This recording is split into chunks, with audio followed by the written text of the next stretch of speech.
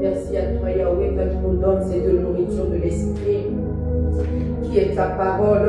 Toi qui dis dans ta parole que l'homme ne se nourrira pas de pain seulement, mais de toute parole qui sort de la bouche de Christ. Alors nous prions, Seigneur, que tu nous parles, que tu nourrisses notre esprit, Seigneur, au travers de ta parole, au nom puissant de Jésus-Christ. Seigneur, je prie pour ton peuple, pour toute personne qui va suivre et écouter ce message, vers que les forteresses tombent, au nom de Jésus. Je prie, Seigneur, que ta parole touche le cœur de quelqu'un, que ta parole transforme quelqu'un, que ta parole transforme la vie de quelqu'un. Saint-Esprit de Dieu, que cette parole pénètre le cœur de quelqu'un. Que toutes les oppositions tombent au nom de Jésus.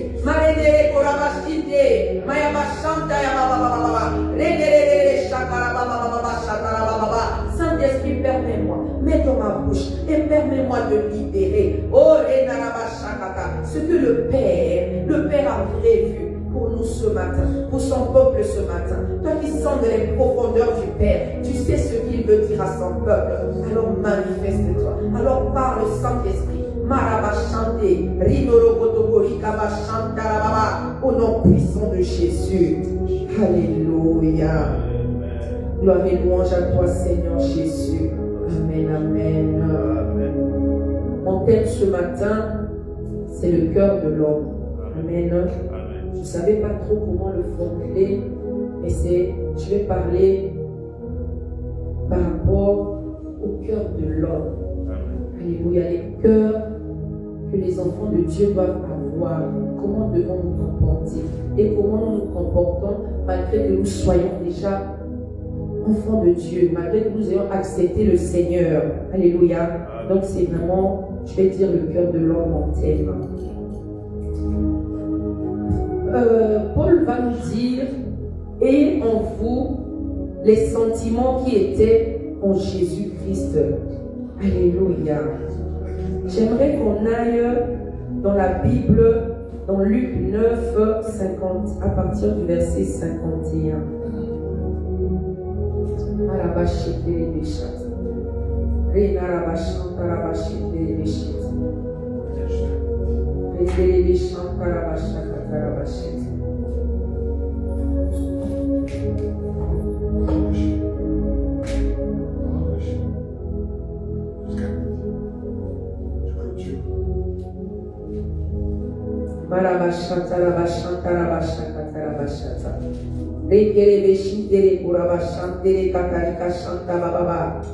Nous sommes dans Luc 9 à partir du verset 51. Je lis au nom de Jésus.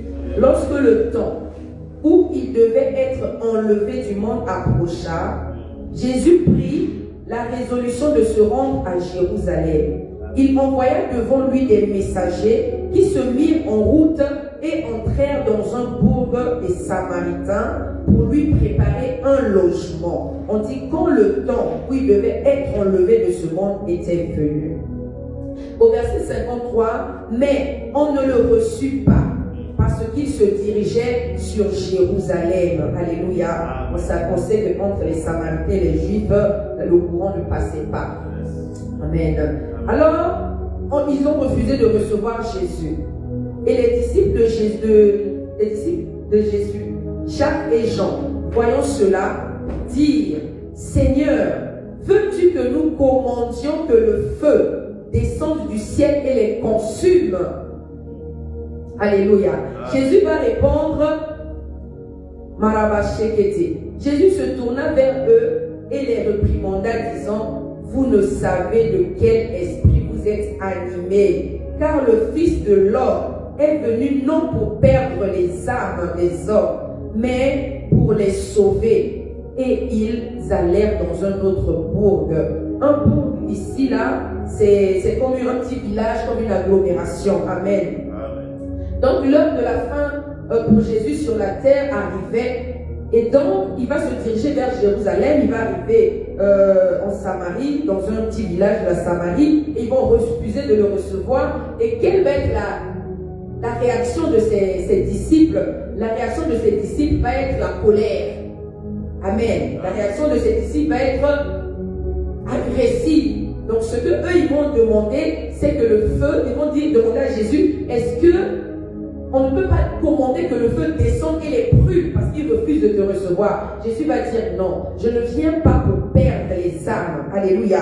Le Fils de l'homme ne vient pas pour perdre les âmes, pour dire, déjà la Bible nous dit, ne vous vengez pas vous-même, mais laissez la colère de Dieu agir, car c'est à moi la vengeance, à moi la rétribution.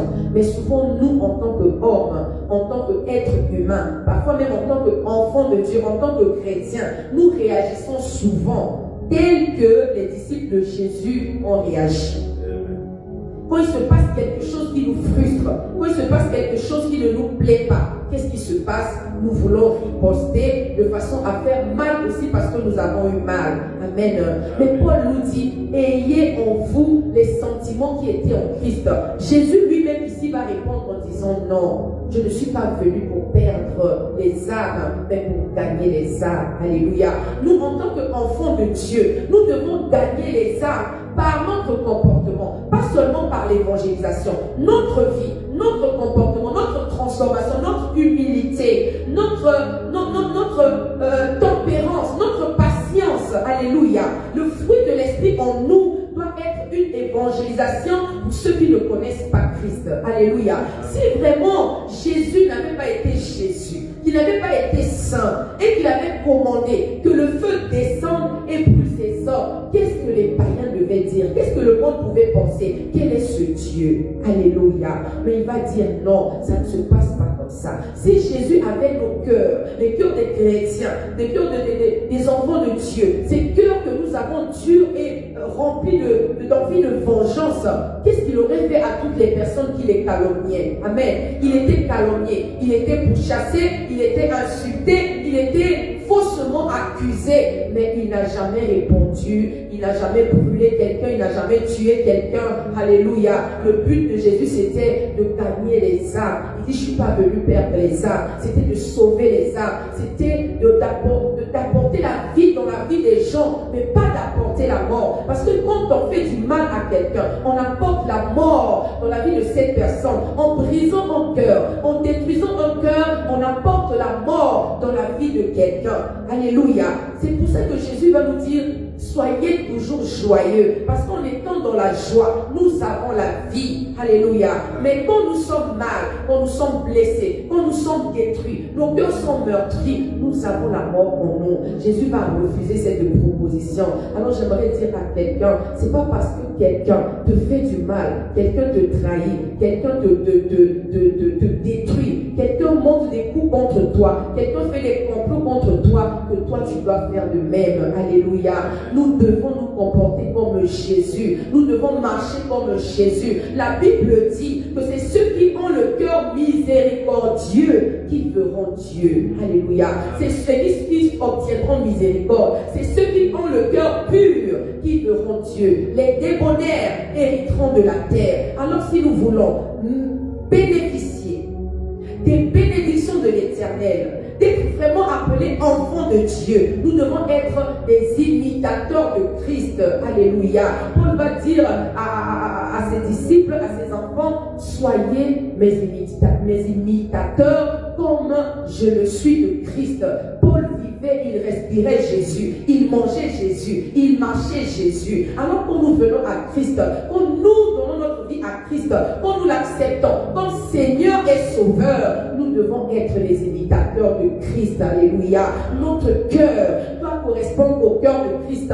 Le cœur de Christ doit battre en nous. Alléluia. La miséricorde, l'amour, la paix doit être notre partage. Nous devons être des instruments de paix autour de nous, dans nos familles, et pas des instruments de guerre. Alléluia. Nous ne devons pas être ceux-là qui viennent attiser le feu au lieu de l'éteindre. Nous ne devons pas être ceux-là qui viennent s'aimer la haine, s'aimer la jalousie, s'aimer la discorde, au lieu de s'aimer l'amour, la paix et la joie, la réconciliation, l'unité. Alléluia. En tant qu'enfants de Dieu, nous ne devons pas semer la division, mais nous devons être de ceux qui unissent. Alléluia. Jésus va dire à ses apôtres, non, je ne suis pas venu pour perdre les âmes. Alléluia. et ensuite ils vont aller ailleurs. Alléluia. J'aimerais aussi parler d'une autre histoire, amen, d'un autre comportement que les enfants de Dieu ont, qui attriste, que nous avons parfois, qui attriste souvent notre Seigneur. Je vais parler du comportement du serviteur impitoyable. Nous allons aller dans Matthieu 18. Marabashi, Kereboshanta. Les Kereboshanta, les Kotakashanta.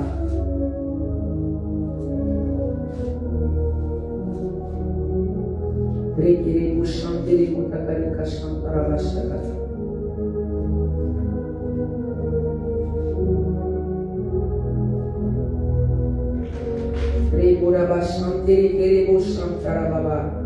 sommes dans Matthieu 18.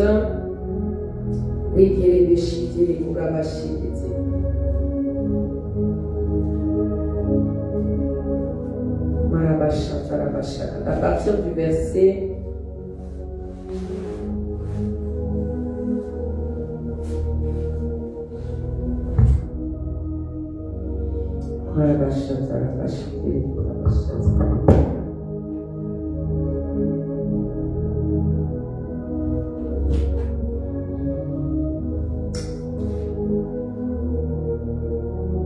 à partir du verset 21.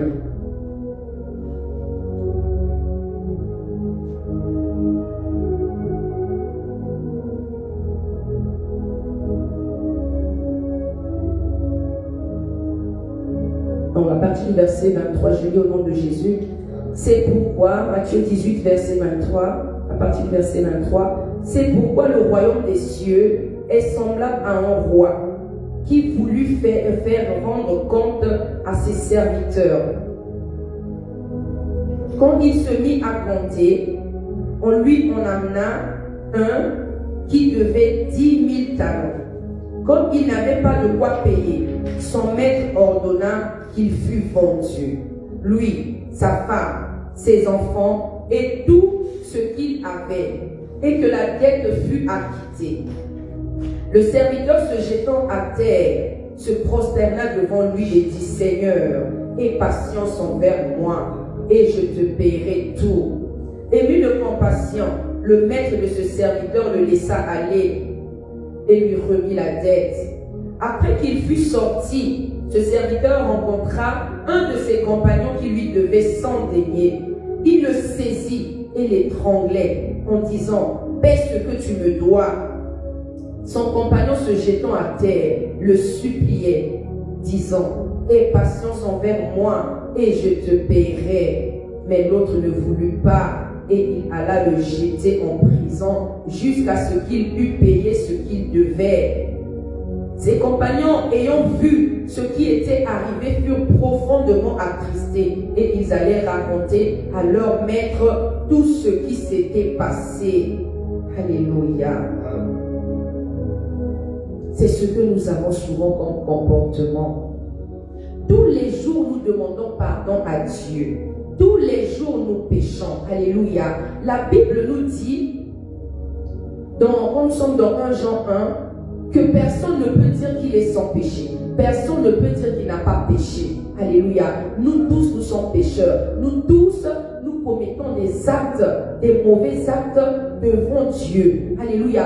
Contre notre prochain. Mais tous les jours, nous allons au pied de ce Dieu. Nous implorons sa miséricorde. Il nous pardonne. Alléluia. Et quand nous récitons, nous lisons la prière que Dieu nous a appris, que Jésus nous a appris, la prière du Notre Père. Nous disons: pardonne-nous nos offenses, comme nous pardonnons aussi à ceux qui nous ont offensés. Mais est-ce que dans la réalité, nous faisons vraiment cela? Alléluia. Je sais que nous demandons le pardon de nos offenses à Dieu, mais est-ce que nous pardonnons aux autres leurs offenses? Alléluia. Ici, nous voyons comment Jésus ce patron, je vais dire, a remis la dette de son serviteur. Alléluia. Il a effacé sa dette, il a eu pitié de lui, il a eu miséricorde, il lui a fait miséricorde. Il a remis sa dette, il a dit ok, vas-y, je te pardonne. Mais dès qu'il sort de là, là où on a remis sa dette, on a effacé sa dette, on a eu pitié de lui, on lui a fait miséricorde, il va sortir. Maintenant, lui, il va changer de côté. Là, il n'a plus la place de celui qui emprunte. Il prend la place de celui qui prête. Et qu'est-ce qui va se passer? Il ne va pas se comporter tel que son patron s'est comporté avec lui, mais il va être méchant. Alléluia. Il va refuser de faire à l'autre le bien qu'on lui a fait. Il va refuser à faire miséricorde. Il va refuser de remettre la dette, alors que cette dette, comparée à ce que lui avait envers son patron, était minime. Il va être méchant. Il va jeter ce serviteur-là en prison. Alléluia. Il va manquer de compassion. Il va manquer d'amour. J'aimerais dire à quelqu'un, qu'en nous disant que ce n'est plus moi qui vis, c'est Christ qui vit en moi, nous devons avoir le cœur de Christ. Alléluia. Ça ne doit pas être juste un slogan qui sort de notre bouche. Alléluia.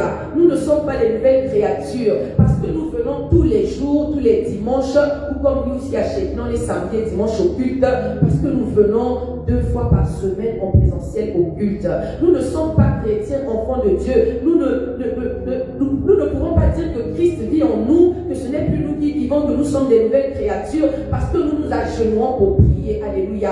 Notre cœur doit correspondre aux enfants de Dieu. Notre cœur doit correspondre au cœur de Christ. Nous devons avoir un cœur miséricordieux. Si nous ne savons pas pardonner, notre Dieu ne nous pardonnera pas non plus. Il le dit dans sa parole que c'est ceux qui ont le cœur miséricordieux qui obtiendront miséricorde. Alléluia. Ne soyons pas comme ce serviteur impitoyable. Ne soyons pas comme ce serviteur qui oublie à l'instant même. Souvent nous avons un problème de mémoire. Souvent nous avons une amnésie. Alléluia. Nous oublions que les situations dans lesquelles notre prochain se retrouve sont les mêmes dans lesquels nous nous sommes retrouvés et que quelqu'un nous a fait du bien. Alors nous fermons notre cœur et nous ne venons pas à l'aide. Nous ne tendons pas la main telle qu'on nous l'a tendue quand nous étions dans le même besoin, mais nous nous appelons enfants de Dieu. Nous disons être des nouvelles créatures. Alléluia. Que le Saint-Esprit de Dieu nous aide. Alléluia. Que le Saint-Esprit de Dieu nous aide à avoir des cœurs miséricordieux. Que le Saint-Esprit de Dieu nous aide à aimer comme Dieu nous aime. Alléluia. Quand nous lisons la suite de cette histoire, qu'est-ce qui va se passer? Quand les compagnons de ce serviteur impitoyable vont dire au maître ce qu'il a fait, la Bible dit alors le maître fit appeler ce serviteur et lui dit: méchant serviteur, je t'avais remis en entier ta dette parce que tu m'en avais supplié. Ne devais-tu pas aussi avoir pitié de ton compagnon comme j'ai eu pitié de toi? Et son maître irrité le livra au bourreau jusqu'à ce qu'il eût payé tout ce qu'il devait. Souvent nous attristons le Saint-Esprit en nous à cause de notre comportement qui ne correspond pas au comportement d'un enfant de Dieu, d'un temple du Saint-Esprit. Alléluia. Nous avons souvent des langages, des attitudes qui ne correspondent pas au temple du Saint-Esprit que nous sommes. Alors le Saint-Esprit de Dieu en nous est attristé. Ayons en nous les sentiments qui étaient en Christ. Il y a des enfants de Dieu, dès que tu as un poste, alléluia, nous devons être à l'église, en privé ou en public, ce que nous sommes vraiment. Alléluia. Nous ne pouvons pas être bons à l'église, mais quand nous sortons, nous avons un poste et nous allons commencer à mépriser, maltraiter ceux qui sont en dessous de nous. La miséricorde, l'amour que nous avons en nous doit se manifester partout autour de nous. Le cœur que nous n'avons qu'un seul cœur. Alors ce cœur doit être le même avec tout le monde. Alléluia. Faisons du bien que nous voulons que les autres nous fassent. Ayons un bon cœur envers les autres tel que nous voulons que les autres aient un bon cœur pour nous. Alléluia. Maraba shegerebo shakata. Mereketerebo shigerebo rabashata. Nous allons voir aussi cette méchanceté avec l'histoire de la femme courbée depuis 18 ans. Jésus va faire un miracle. Il va guérir une femme qui était courbée depuis 18 ans. Cette femme va être guérie. Mais qu'est-ce que le chef de la synagogue va faire? Qu'est-ce qu'il va dire? Comment il va réagir? Au lieu de se réjouir de voir une personne malade, pas depuis 18 jours, pas depuis 18 heures, alléluia, pas depuis 18 mois, mais depuis 18 ans. Au lieu de se réjouir du fait que cette personne trouve la guérison, que cette personne qui ne regardait que le sol arrive à se redresser et à regarder droit devant elle, il va s'indigner de ce que le miracle a été fait un jour de sabbat. Alléluia. Il va s'indigner et dire aux autres malades, venez vous faire guérir d'autres jours et pas le jour du sabbat. Parce qu'il n'était pas concerné. Alléluia. Souvent nous sommes très égoïstes. Nous sommes très égocentriques. Alléluia. Nous pensons à nous. Quand nous voyons quelqu'un être béni à côté de nous, nous ne nous réjouissons pas. Au contraire, nous sommes jaloux. Est-ce que cette femme qui a été guérie, si c'était la femme, la nièce, la soeur, la cousine, un membre de la famille, du chef de cette synagogue, est-ce qu'il allait réagir de la même façon si cette personne faisait partie de sa famille? Je ne pense pas. Il allait oublier qu'il y avait une loi qui disait qu'il ne fallait pas faire de miracle le jour du sabbat. Alléluia. Au point où Jésus va leur dire, est-ce que si ton enfant est en danger ou si ta brebis tombe dans une fosse le jour du sabbat, tu ne vas pas aller le tirer? Alléluia. Alors ayons compassion pour les autres. Réjouissons-nous pour les autres. Un bienfait à autrui, un bienfait à notre prochain. Nous devons être capables. Notre cœur doit se réjouir pour notre prochain de la même façon que nous nous réjouissons pour nous. Notre cœur doit être réjoui pour un inconnu de la même façon que nous nous réjouissons pour les nôtres. Alléluia. Souvent nos cœurs sont fermés et égoïstes. Nous sommes incapables d'aimer. Nous sommes incapables de pardonner. Nous sommes incapables de donner aux autres ce que nous voulons recevoir. Et voilà comment il va se comporter. Et nous attristons le Saint-Esprit quand nos cœurs sont méchants, quand nos cœurs sont fermés, quand nous manquons de miséricorde. Alléluia. Que le Saint-Esprit de Dieu nous aide.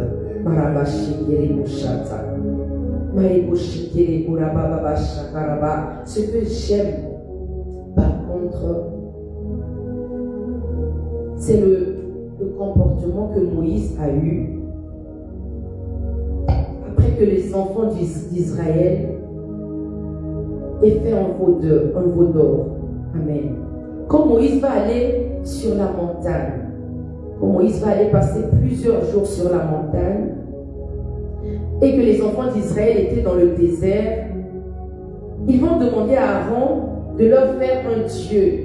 Ils vont oublier le Dieu qui venait de les faire sortir d'Égypte. Le Dieu qui venait de faire un miracle extraordinaire, qui venait d'ouvrir la mer Rouge et qui sont passés à pied sec. Ils vont oublier ce Dieu-là. Ils vont même oublier Moïse. Ils vont murmurer contre Moïse. Alléluia. Et ils vont demander à Aaron de leur fabriquer un Dieu. Aaron va leur fabriquer un Dieu. Quand Moïse va descendre de la montagne, il va premièrement être fâché. Amen. Mais après, qu'est-ce qu'il va faire? Il va remonter vers Dieu et il va prier pour ce peuple. Il ne va pas les condamner en disant Seigneur, extermine-les, ils sont hypocrites, ils sont ingrats, ils ne sont pas reconnaissants. Alléluia. mais il va monter. Après avoir séparé, en demandant qui est l'Éternel, qui n'est pas l'Éternel, après avoir fait passer sa colère, parce que la Bible nous dit que le soleil ne se couche pas sur ta colère. Alléluia. Il va se comporter selon cette parole. Il va revenir à lui. Il va retourner vers Dieu. Il va intercéder pour ce peuple. J'aimerais qu'on le lise. On va aller dans Nombre 12. Malabashata. Non, dans Exode 32 d'abord.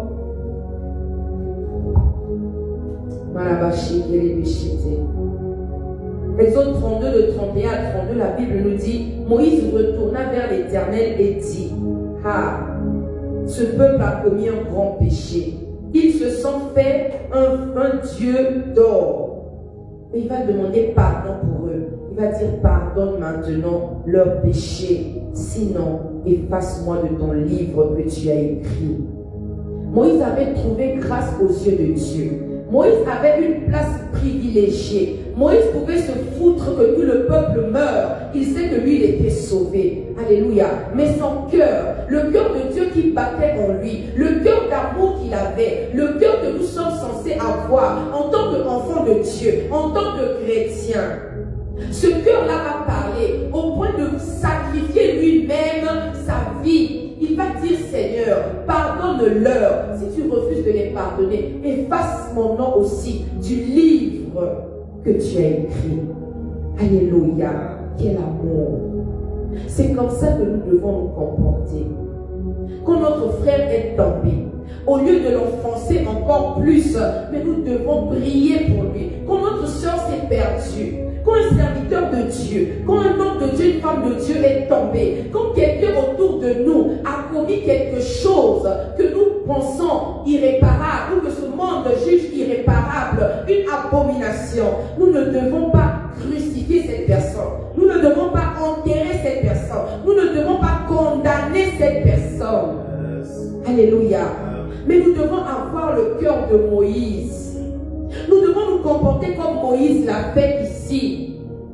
Il va aller vers Dieu. Pendant toute notre vie, nous allons être trahis, nous allons être déçus. C'est le caractère de l'homme. Amen. C'est la nature de l'homme. Mais nous devons avoir des cœurs pour prier pour ceux qui nous font du mal. Alléluia. Nous devons prier pour le salut de ces personnes. Nous devons prier pour le pardon de ces personnes. Nous devons être des intercesseurs. En tant qu'enfants de Dieu, nous devons être des intercesseurs de ceux qui se perdent, de ceux qui sont perdus, de ceux qui se trompent, de ceux qui tombent. Nous devons être cette main-là qui aide les autres à se relever et à venir vers Christ, mais pas à les enfoncer. Alléluia. Quand Pierre a commencé à s'enfoncer, parce qu'il avait détourné ses regards de Jésus, il avait douté. Amen. Le doute est contraire à la foi. Le doute attriste Dieu quand nous doutons. Jésus n'a pas dit, ok, je te dis de venir, tu doutes, donc tu n'as pas confiance en moi, je te laisse te noyer. Non. Quand il va crier à Dieu, il va dire, Seigneur, sauve-moi. Jésus va juste lui dire, homme de peu de foi, pourquoi as-tu douté? Mais il va tout de suite tendre sa main et sortir Pierre de la noyade. Il ne va pas laisser Pierre se noyer. Alléluia.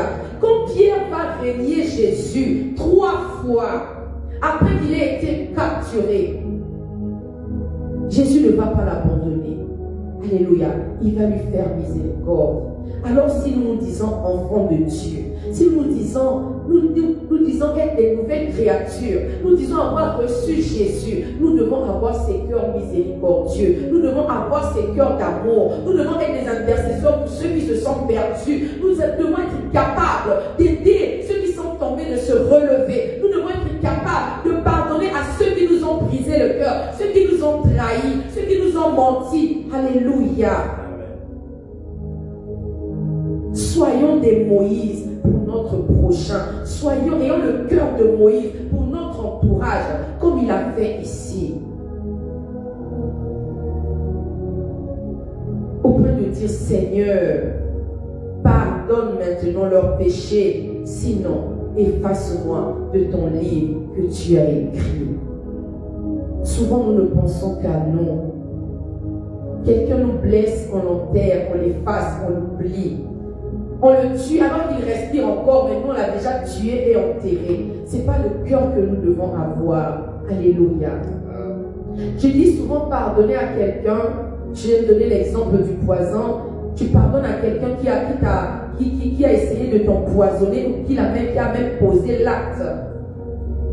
Pardonner à cette personne ne veut pas dire que tu vas encore laisser ton assiette en présence de cette personne, que tu ne vas pas encore manger avec cette personne alors que cette personne a déjà fait ses tentatives. Mais pardonner à cette personne, c'est de libérer dans ton cœur, libérer cette personne-là, ne plus garder cette rancune, oublier l'acte, alléluia, être vigilant, mais oublier cet acte-là. Le pardon nous libère nous-mêmes. Ça ne libère pas seulement les autres. Le fait de sortir quelqu'un de notre cœur, d'enlever la rancune, d'accorder le pardon, ça nous libère nous-mêmes aussi. Ça nous procure la paix. Ça permet à notre cœur d'être en paix. Amen. Alléluia. Amen. Alors prions pour ceux qui nous font du mal. Pardonnons à ceux qui nous font du mal. Soyons les intercesseurs pour les nôtres, pour ceux qui nous ont fait du mal. La Bible dit que pendant que nous prions, pour ceux qui nous font du mal, ce sont des charbons ardents que nous déposons sur leur tête. Alléluia. Nous contentons-nous de prier, de demander la miséricorde pour ces personnes, d'implorer la miséricorde de Dieu, de confier ces personnes à Dieu.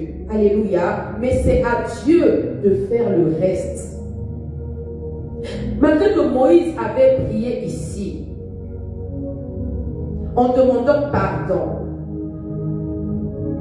pour ce peuple, Dieu les a peut-être pardonnés pour cet acte-là, mais la suite de leur vie, leur sort, restait entre les mains de Dieu. Moïse s'est déchargé, Moïse a déchargé son cœur, Moïse s'est lavé les mains, il a laissé à Dieu lui-même de faire ce qu'il avait à faire de son peuple. Mais lui, il a imploré la bonté de Dieu sur leur vie. Et c'est ce que nous devons faire.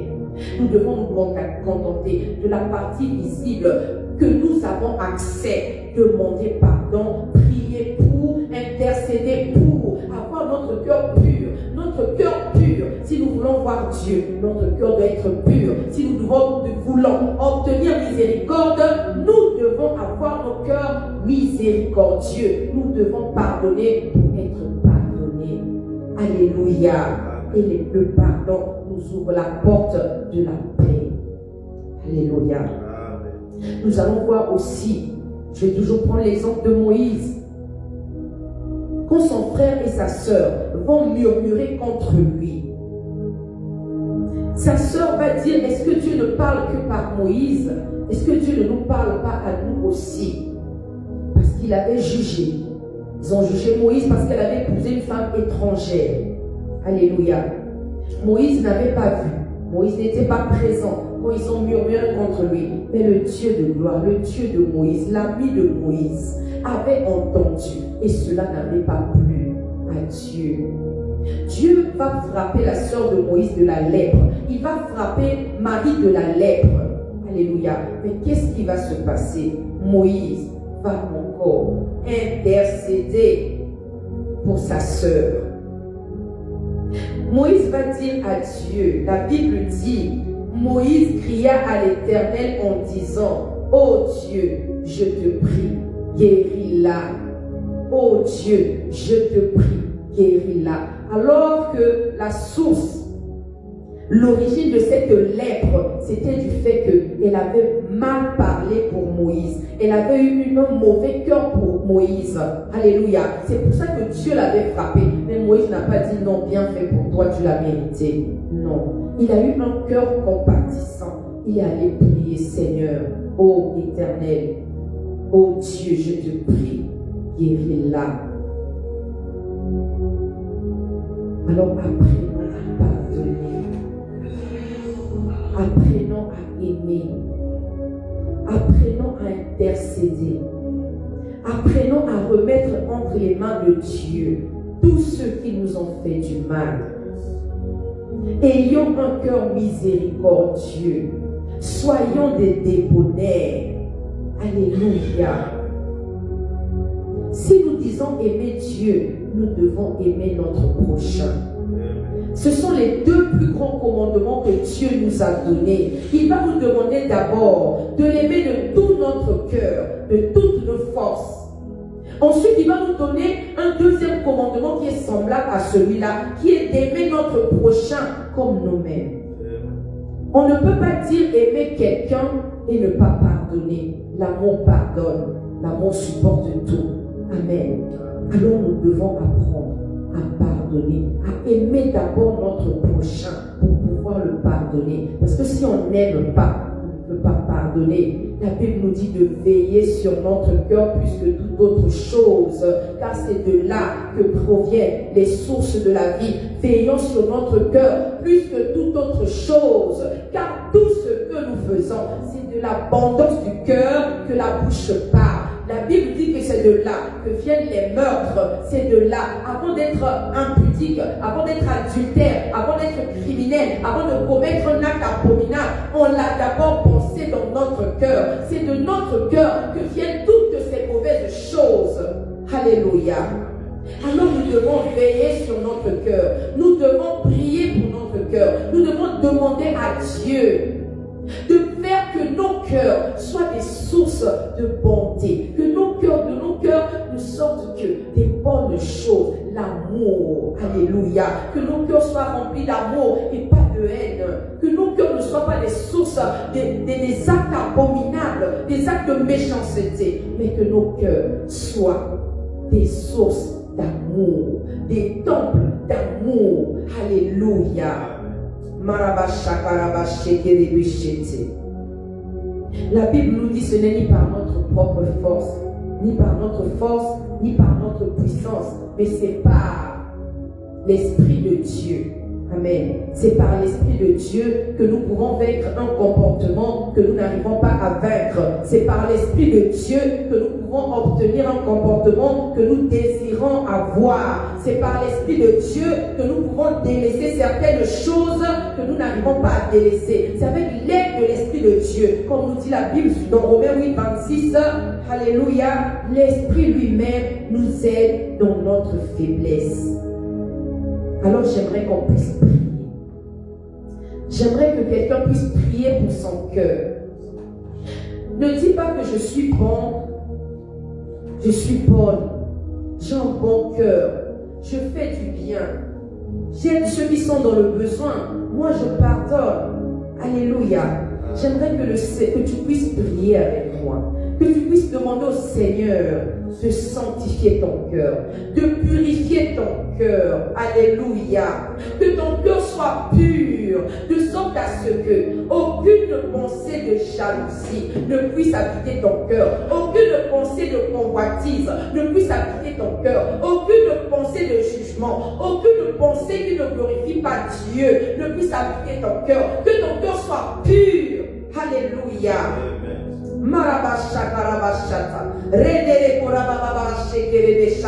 Est-ce que quelqu'un peut prier pour son cœur? Seigneur, je te confie mon cœur. Seigneur, je prie que tu purifies mon cœur. Que mon cœur soit préservé de toute rancune, de toute convoitise, de toute envie, de toute haine, de toute rancune, au nom de Jésus. Mais que mon cœur soit rempli d'amour, que mon cœur soit rempli d'amour. Oh, Seigneur, je désire avoir les sentiments qu'il y avait en toi. Seigneur, rends-moi humble, enlève en moi tout orgueil. Que mon cœur, Seigneur, soit dépourvu d'orgueil, au nom puissant de Jésus, de méchanceté, de toute pensée impure, au nom de Jésus. Oh Seigneur, aide-nous à garder nos cœurs. Aide-nous, Seigneur, à garder nos cœurs plus que toute autre chose. Au nom de Jésus, que nos cœurs correspondent à ton cœur. Que ton cœur, Seigneur, batte en nous au nom de Jésus. Merci Seigneur Jésus. Merci pour les cœurs, les nouveaux cœurs que tu nous donnes. Oh, Renarabashanta, Marenere Boshante, Korabashanta, Renere Korababa, Korababa, Chantere, Korababa. Merci Seigneur, nous te louons, nous t'adorons, nous t'exaltons, nous te célébrons et nous te rendons grâce pour ta parole, Seigneur, que tu as libérée pour nous encore ce matin. Au nom de Jésus-Christ de Nazareth. Merci Saint-Esprit de Dieu, que toute ta gloire te soit rendue, Seigneur Jésus. Au nom de Jésus-Christ de Nazareth, nous avons prié. Amen, amen, amen. Est-ce que nous pouvons acclamer pour la parole de Dieu? Merci Seigneur pour ta parole. Gloire et louange à toi, Seigneur Jésus-Christ. Amen, amen. Gloire à Jésus. Nous allons faire